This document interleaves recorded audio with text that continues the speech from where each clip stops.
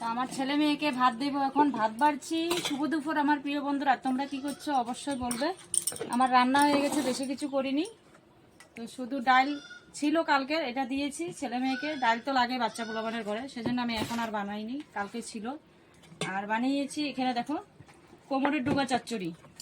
এই দেখো কালারটা কিরকম হয়েছে অবশ্যই বলবে, আর কে কে পছন্দ করো। একটু ঝোল ঝোল রেখেছি কারণ তোমাদের দাদাভাই আসবে, ভাত খাবে, আর শুকনো শুকনো হয়ে যাবে, সেজন্য এক তরকারি করেছি। আমার শরীরটা ভালো না, তাও মানে করতে তো হবে, খেতে তো হবে, বলো। শরীর যদি ভালো না থাকে বাচ্চাদেরকে তো দিতে হবে না, তো সেই জন্য। তো ছেলে মেয়ে খাবে আর মেয়ে টিউশনি যাবে, বুঝলে।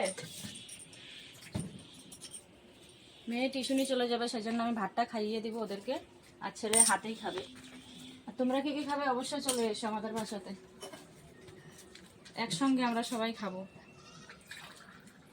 বুঝলে। তো এখন মেয়েকে ভাত খাওয়াবো। নীতি তোর বসো, এখানে বসো, এখানে বসো, এখানে বসো, আমি খাওয়াই দেবো, আসো।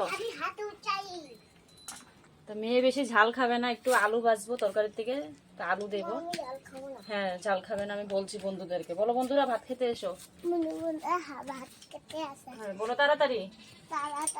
আর ছেলে তো ঝাল পছন্দ করে, আমার ছেলে মেয়ে ঝাল খেতে পারে, কিন্তু মেয়ে বেশি ছোট, সেজন্য আমি ঝালটা দেবো না, ঠিক আছে।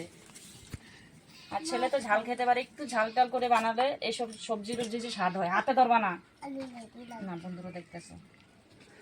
বলো তাড়াতাড়ি আসো। ও মোবাইলের দিকে দেখে, ওইখানে দেখো বন্ধ করে দিকে।